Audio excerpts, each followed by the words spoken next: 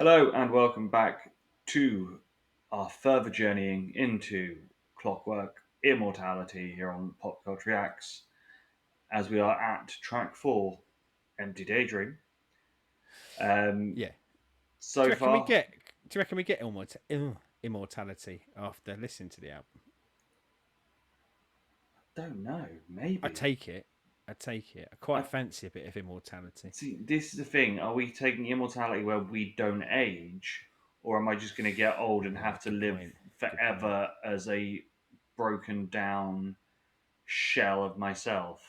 Yeah, I feel like we need to read the small print before we sign up, don't we? Because I'm with you. Like immortality would suck if you basically can't move for 1,000 plus of those immortality years. And I say immortality, obviously it means live forever, but I feel like a catastrophic event will happen in the universe that immortality be damned at that point Yes. before that. But yeah, no, we'll have to do a bit of looking up on this. I But need yeah, to if read I the can, contract before I sell yeah, sell my soul. if I can, like, if I could stop it now, and I'm not saying that my fittest or my healthiest, but if I could stop it now, I'd take the immortality. I quite fancy seeing what I could do with the result. And if anyone wants to read about immortality, go and see our Sandman reactions, our Sandman reviews, where there's a fantastic story about someone who's gifted immortality and the pros and the cons of that. Yes. But we're not But you're here not here for Sandman. for Sandman. We're here for Lovebites. So, shall Lovebites. we get to hear what the sound of an empty daydream is? Yes, and I didn't even think about the connection between Daydreams and Dream from Sandman. So yeah, another interconnectivity. Go and watch our Sandman videos. Anyway, enough self promotion. Let's do this.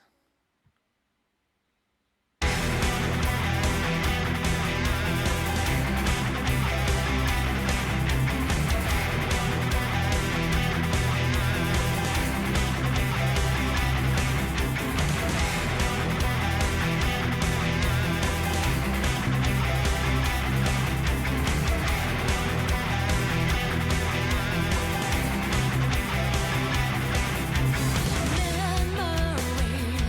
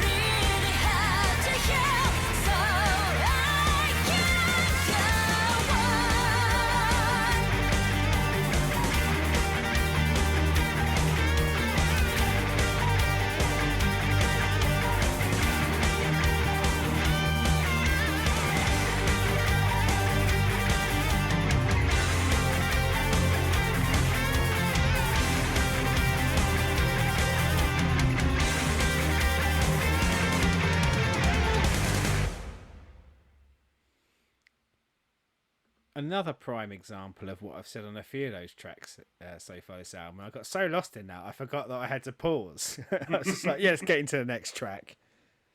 um, I'm surprised this wasn't the single. So far, the four that we've heard, I would have expected this over Rising as a single. Just it's a bit more radio friendly. Yeah, It, yeah, it, yeah. I think it I'm with you on that. you know that that riff that down down down down I'm is glad you said that, right? really Because familial as well. it's Michael Jackson, isn't it? It is used in Yeah. Jackson And when I as say it's Michael Jackson, but like like, I'm not saying like it's kind of, but that's what kept going through my head, and for the life of me, because I was enjoying that song so much, I kept trying to go, stop trying to figure out which Michael Jackson song it's from, like stop trying to follow that down, go down that rabbit hole. But yeah, it's got possibly the catchiest hook so far because of that. So yeah, I can see what you're saying about um, probably potentially picking this one out as a single from the album. And we said in the last one, like the slowdown, but this was the slowdown, wasn't it? Like, yeah, or we're still coming down. We've got yeah. zip, and we're coming down. And yeah, I really like this one. I think I, it sounded different from other stuff from this album so far. This sounded like Yeah, the most. Bearing in mind, we talked about how much we like the piano break or the piano piece in the last song. This one felt like the one where they kind of went, okay, this is. I know it gets there in the end, but this is our less power metally one, and maybe kind of more our lean little into like rock, prog rocky sort of stuff I was early going to doors, say isn't it? it is very sort of late 70s, mid 80s radio rock vibe for me. Yeah, yeah, You know, yeah, it sits in that the same sort of pacing. Obviously, the Jackson style guitar toning on the riff, which, as I said, is not just a Jackson thing. That's a pretty yeah, common yeah. trope in loads of bands have done that tone or that pattern. Probably the Um, most notable one though, and when I say the yeah, most notable, the most famous one, probably more than most notable. But but it, even though it's the most different for them that we've heard on both the albums and the few other bits we've done of theirs, it's the most familial because it. yeah, Obviously, I know I got crucified on the first album for going, oh, this one's very Maiden or this one's very Priest or whatever like that, and because I was hearing those influences on there. This doesn't have a definitive, oh, you've stole X's sound yeah. to this, but it sits in the same playground as so many other things that if I was going to go to someone who only listened to middle of the road now, as we'd call it now, radio rock from the 70s and Yeah. 80s, I'd go, there you go, and they it would fit into the stuff that they listen to Well, so and easily because it's I, I familial. think like contextually as well, not just with this song, but like what you said about and certainly the more I listened to Awakening from Abyss, the more I picked up what you were saying about kind of that the Maiden comparisons. But I think with these, when we're talking about comparisons, I think they're fair because I think it's quite clear that these are the inspirations. Yeah, This is the music that I say they were listening to. I mean, obviously, I know a lot of the songs are co-written, but on this album, mainly not. But whoever is the creative lead, or even if it is a group, like they are uh, they're doing their own thing, but they're almost writing a love letter to an era of music that they really liked, but bringing it to a new audience. And it's not just like, let's bang out a load of covers and bring it to a new audience. There is all of those tinges of nostalgia and love for it, Yeah, But it the sounds bits they more. It love. sounds modern, doesn't it? Yeah, Like, and when I say modern, it doesn't sound like these albums were recorded in the 80s or the 90s. It sounds like they're recorded now. But yeah, with that tip of the cap of going, here's a modern interpretation of a genre of music, and bloody hell, it's good, isn't it? And for me, ticking the box, yes, it is. but yeah, this one, as I said, I I would definitely give this one to people that are into Yeah, sort of heavy, even like indie and things like that. Sort of, they I like a might bit of even guitar I in their might music. even from the bits we've listened to of this album and Awakening from Abyss, so no cheating or anything else that we've done along the way or heard. I might, from what I've heard so far, use this as the intro to someone to the band. Like if they Yeah, if they didn't have natural proclivities towards power metal or something like that, I think I might go.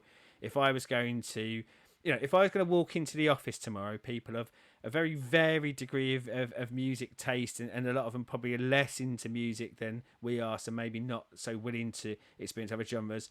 I think so far this is the one that I go, try this, you might like it, and if you do, listen to their other stuff. here's the well to fall into. Yeah, Enjoy. yeah, and again, I think that's the hope, isn't it? Is that however you happen upon these bands, a lot of them we're happening on because we're doing reactions, or we're finding them just in our general life and then bringing them to this channel. It is that, isn't it? That's the joy of the absolute joy of music is finding something that you've never heard before and falling in love with it, and Yes. falling a little bit in love with this album so far. So, as always, comments down there. Let us know what you think. Like, subscribe, ring bells, and all the YouTubey things. And until next time, and we return with Mastermind 01. Good day.